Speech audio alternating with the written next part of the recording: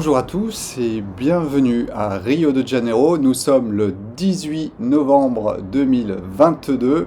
Le monde tourne encore et aujourd'hui je vais vous parler de l'allégorie de la caverne de Platon. Alors vous allez voir, nous allons nous amuser tout simplement à exprimer les choses que Platon a vues et nous rendre compte tout simplement que dans le bouddhisme, nous ne disons rien de mieux ou de plus quelque part que ce que Platon a exprimé, et cela nous permet de bien comprendre une chose, c'est que une connaissance qui se trouve avec des couleurs dans un endroit de la planète, eh bien, se trouve aussi à d'autres endroits de la planète avec d'autres couleurs. Alors je vais commencer peut-être par là, vous êtes avec le temple bouddhiste à Gente da Praia à Rio de Janeiro, où nous essayons de partager avec vous toutes ces connaissances, bien sûr avec une bonne base bouddhiste. Moi j'y rajoute mes couleurs taoïstes et aujourd'hui nous allons nous aider du monde des Athéniens. Nous partons en l'an -400 avant Jésus-Christ, donc -400 c'est logique avant Jésus-Christ, et nous sommes en Grèce. Ce qu'il faut comprendre avec cette allégorie de la caverne, c'est que tout simplement Platon l'aurait un petit peu piqué à Pythagore, et notamment il a réussi à acheter des livres d'un élève pythagoricien, c'est ce qu'on raconte pour la petite histoire, et d'où il aurait extrait bien sûr cette vision de Pythagore qui s'enfermait déjà dans une caverne avec ses élèves pour leur expliquer certaines choses. Donc voilà, pour la petite histoire, c'est ça. Le contexte historique est important aussi. Il faut comprendre qu'à cette époque, en -400 avant Jésus-Christ, eh bien tout simplement la Grèce passe par une crise très importante qui, à mon avis, est très proche de celle que nous avons aujourd'hui, puisqu'il s'agit d'une démocratie ou une oligarchie à tout le pouvoir, où nous allons rencontrer bien sûr des personnes qui vont, qui vont payer pour avoir du pouvoir, où il va y avoir de la corruption, où il y a une certaine impuissance de la population, impuissance de certaines personnes aussi, et nous sommes vraiment dans un monde qui ressemble de très près à ce qui se passe aujourd'hui.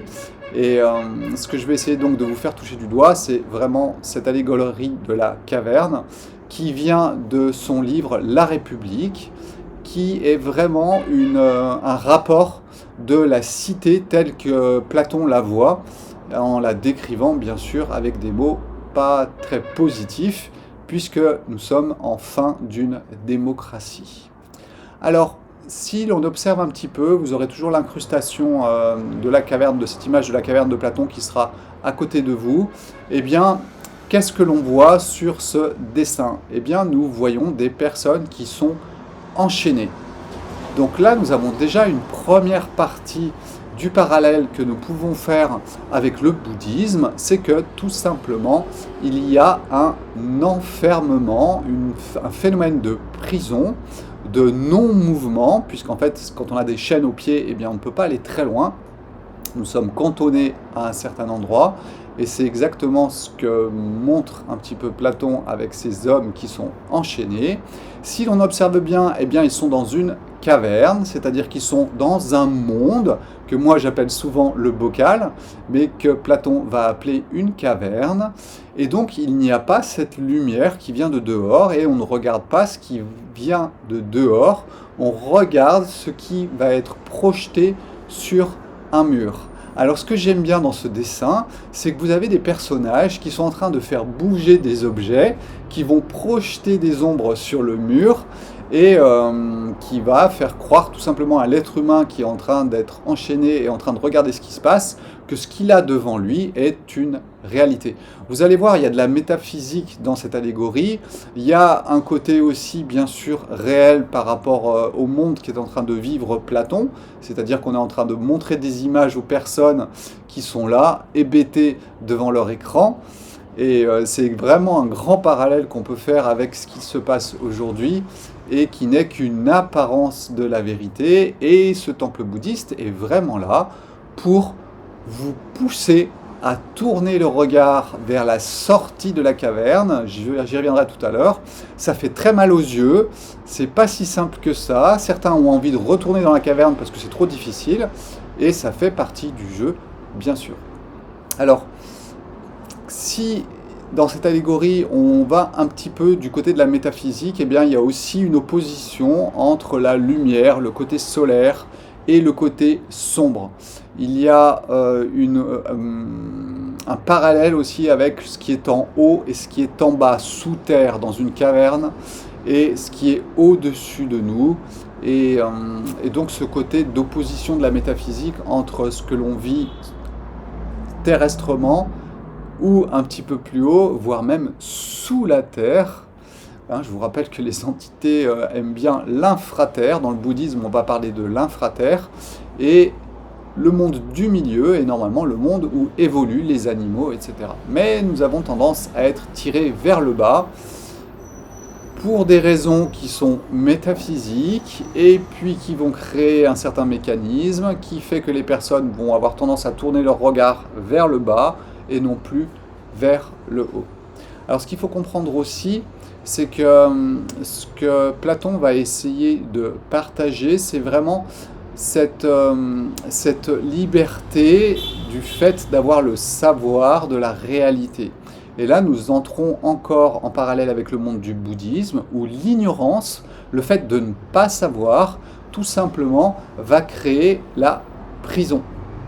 Donc cette ignorance, elle est vraiment reliée aux apparences, elle est vraiment reliée à l'enfermement, et nous sommes donc en plein bouddhisme en Grèce. Alors ça se passe à peu près au même moment, parce que souvent nous sommes sur la même époque, donc il est fort possible qu'à cette époque, eh bien, les influences stellaires aient influencé les êtres humains, et certains êtres humains en particulier qui ont pu exprimer certaines choses de ce qu'ils voyaient du monde en se tournant du côté du soleil. Comme ça, ils arrivaient à avoir quand même une bonne partie de la vérité et non pas des ombres qui se baladent, projetées par des petits bonshommes qui promènent les ombres. Alors ça, c'était l'image gentille, je dirais, de cette peinture de Platon. Si je devais mettre, moi, une image beaucoup moins gentille, eh bien, vous auriez les personnes qui ont le pouvoir, qui tiennent ces petits bâtons qui vont projeter des ombres, et ils n'ont envie que d'une chose, eh bien, c'est que vous vous concentriez sur les ombres et non pas sur ce qui est derrière vous et qui vous apporte la lumière. C'est pour ça que ce temple bouddhiste existe, je le répète encore une fois, c'est pour essayer de vous apporter un peu plus de lumière et que vous puissiez tourner votre regard de l'autre côté. Un autre point qui est intéressant aussi par rapport à ce que dit Platon, il a tendance à opposer le monde des sens et le monde intelligible. Alors intelligible, ça passe par le mental, la compréhension, et le monde des sens, c'est ce que je vois, c'est ce que j'entends, qui lui peut être beaucoup plus facilement perverti, et c'est bien pour ça que quand on veut avoir du pouvoir sur une population, eh bien nous allons utiliser la musique, nous allons utiliser les sens tout simplement parce qu'on peut les dévier assez facilement et on peut accaparer les sens aussi. Quand vous mettez quelque chose qui bouge très vite devant vous, vous allez vous concentrer sur quelque chose. Je vous rappelle la vidéo qui a été faite il y a quelques jours où je vous parlais de la focalisation. Eh bien c'est pareil, quand vous allez écouter de la musique, c'est la même chose.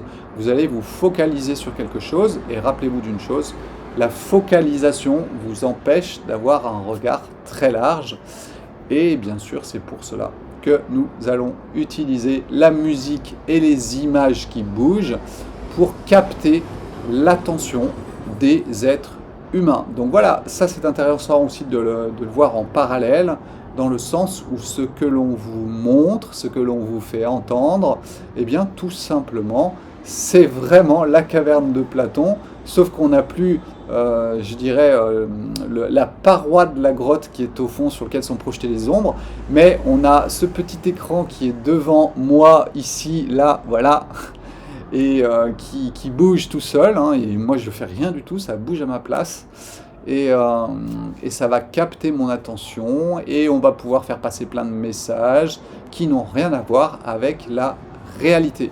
Donc bienvenue dans la réalité, vous entrez dans la caverne de Platon, vous vous rendez compte que vous y êtes et maintenant vous allez tourner la tête et vous allez regarder dehors et voir un petit peu ce qui s'y passe. Et de par, alors une des possibilités, parce qu'il y en a plusieurs, c'est effectivement par cette réflexion, par le fait d'avoir une réflexion par rapport au monde qui vous entoure, comment il fonctionne. C'est pour ça que nous vous donnons beaucoup de détails par rapport à ça. Je pense que les Occidentaux ont un mode de fonctionnement qui est vraiment basé sur la réflexion. C'est ni bien ni mal, c'est un fait. Et c'est pour ça que les enseignements que l'on vous donne ne font pas 30 secondes chrono sur un écran, comme on pourrait le faire en Orient, mais font à peu près 25 à 30 minutes de vidéo pour vous expliquer quelque chose dans le détail, comment ça s'imbrique, comment ça s'explique. Et là, vous êtes en train déjà de tourner la tête et de regarder un petit peu dehors. Alors, comprenons bien sûr pourquoi on en arrive là. Eh bien, tout simplement, c'est que si on est dans des systèmes de peur, eh bien, nous allons nous focaliser sur quelque chose pour ne pas avoir peur. Rappelez-vous d'une chose, il y a une technique qui existe. Quand j'ai peur, eh bien, par exemple, je vais me concentrer sur ma respiration. Ou bien, je vais répéter une série de mots. Et ça, en fait, ça focalise mon attention non plus sur ma peur, mais sur une partie de quelque chose. Et du coup, eh ben, voilà, je me sens mieux et tout va bien. Donc plus les peurs sont importantes à l'intérieur de nous, et plus nous allons avoir tendance, de façon naturelle, à nous focaliser sur quelque chose, parce que ça nous sauve. C'est-à-dire que votre mental, il ne peut pas vivre en permanence dans la peur, c'est vraiment très destructeur. Et donc il trouve une solution, et cette solution, eh bien, le système vous l'apporte, c'est la focalisation sur quelque chose. Donc on vous met la guerre en Ukraine, on vous met les prix d'essence qui augmentent ou qui baissent, et puis, etc., les élections, c'est vraiment flagrant que, en fait, on va essayer de capter votre attention pour faire lever un petit peu les peurs, parce que quelque part, si vous regardez le monde autour de vous, eh bien, vous risquez très vite d'entrer en panique, parce qu'effectivement, il y a des choses qui ne sont pas très nettes par rapport à ce qu'il se passe, et on essaye de vous hypnotiser. D'ailleurs, je vous incite à regarder la vidéo que j'avais faite sur le phénomène d'hypnose dans lequel nous vivons. Et on peut vraiment faire le parallèle avec la focalisation, c'est-à-dire que l'hypnose, c'est simplement se focaliser sur quelque chose pour en oublier ses peurs. Et malheureusement, eh bien, nous entrons à ce moment-là dans une caverne où nous observons des choses qui bougent. Nous sommes dans notre bocal. Et voilà comment on en arrive là. Je pense que la matière est tellement en mouvement que ça fait monter des peurs en nous, et du coup on est encore plus susceptible de nous focaliser sur ce qu'on voudra bien nous présenter. Donc voilà, je pense que c'est vraiment un tout qui s'imbrique l'un dans l'autre, et il ne faut pas croire que ce sont les méchants, blablabla. Non, non, les méchants, s'ils sont là, c'est qu'il y a une raison, et cette raison, elle est au-dessus de nous, et c'est à nous de vivre ça, et bien de la façon la plus tranquille possible pour certains, en pleine panique pour d'autres.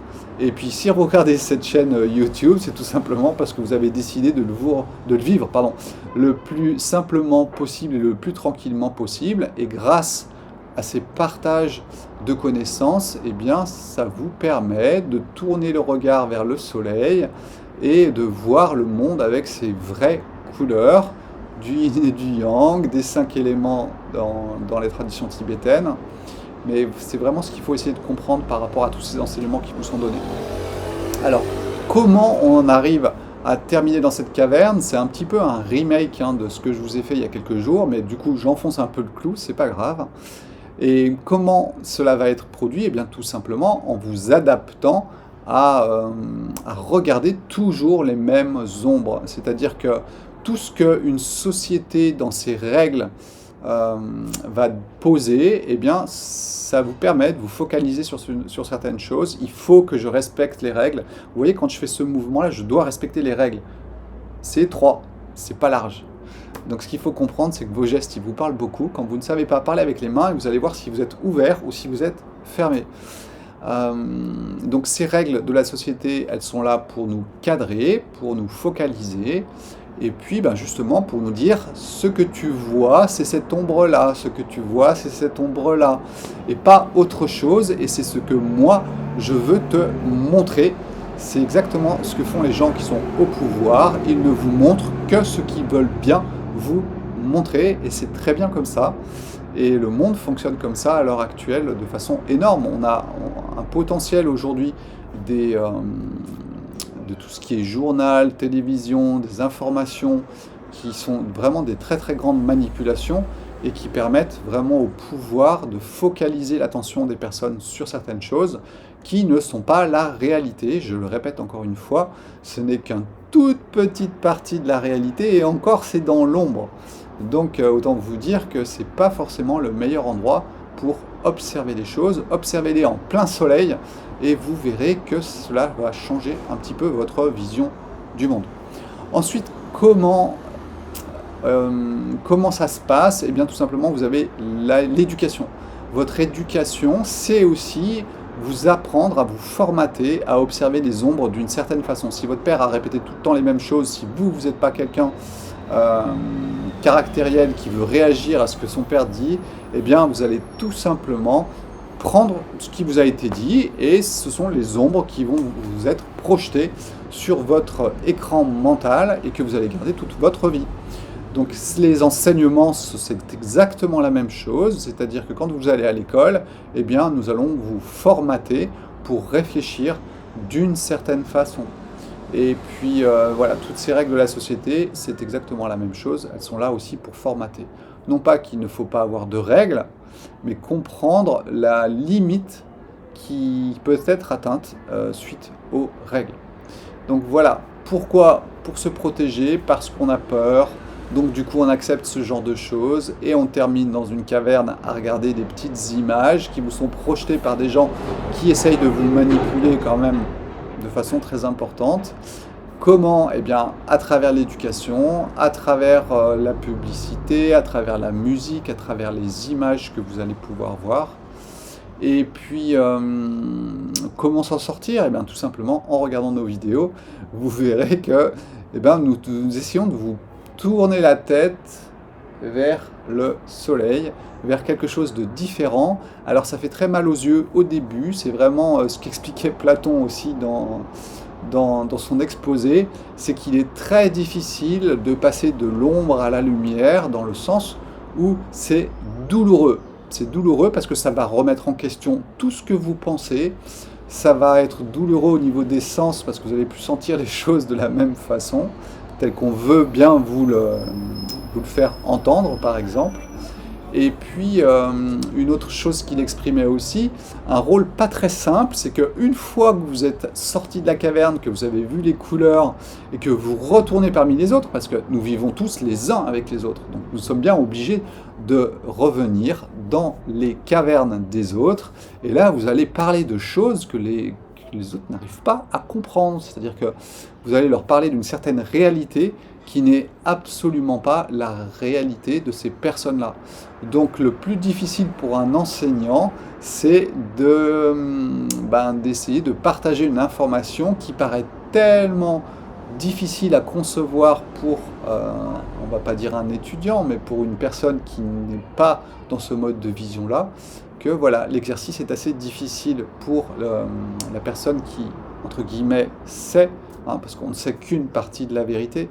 Par contre, je pense qu'on en est quand même beaucoup plus proche qu'en étant au fond d'une caverne en train de regarder son écran, le tout manipulé par des petits zigotos qui ont besoin de pouvoir, qui ont soif de pouvoir, de posséder et de détruire aussi en partie, puisqu'il y a quand même la destruction de soi-même et des autres qui est en jeu, et c'est exactement ce qu'il se passe aujourd'hui.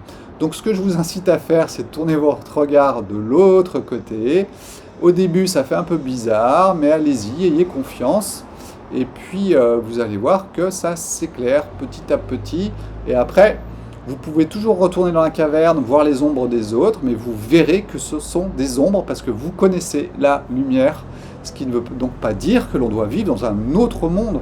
Il n'y a pas besoin de changer de dimension ou d'attendre je ne sais trop quoi qui se passe, un portail stellaire qui s'ouvre. Non, il suffit juste d'observer ce que la vie a créé, cette magie de la vie, du mouvement de la vie, Et ensuite, vous pourrez en parler avec les autres, ils vous écouteront ou pas. Ça dépend bien sûr de leur moment, ça dépend de vous-même comment vous avez pris ces informations-là. Est-ce que c'est pour vous sauver? Et alors là, ça ne fonctionnera pas. Est-ce que tout simplement c'est pour vous ouvrir un petit peu plus l'esprit? Et là, effectivement, il y a plus de chances d'être entendu parce qu'il n'y aura pas ou peu de réaction par rapport à ce que vous allez exprimer. Donc voilà, cette caverne de Platon, c'est vraiment un parallèle avec le bouddhisme, avec au centre des choses l'ignorance. Et bien sûr, moi je rajouterais aussi beaucoup de manipulation pour maintenir aussi les hommes enchaînés. Je vous rappelle que les chaînes, elles ne sont pas construites toutes seules, hein. Il y a des personnes qui ont construit des chaînes pour que les autres ne puissent pas bouger. Donc c'est un ensemble de choses et la caverne de Platon, eh bien, tout simplement, nous montre un petit peu nos sociétés. Et je tenais à revenir dessus et à vous faire un petit parallèle avec le bouddhisme, ce qui vous permet de comprendre que l'Occident ou l'Orient expriment les mêmes choses, mais tout simplement avec des couleurs différentes. Voilà pour aujourd'hui, c'est pas trop long, mais c'était bien suffisant. Passez une excellente journée, bye bye, ciao ciao, et puis à bientôt, ciao.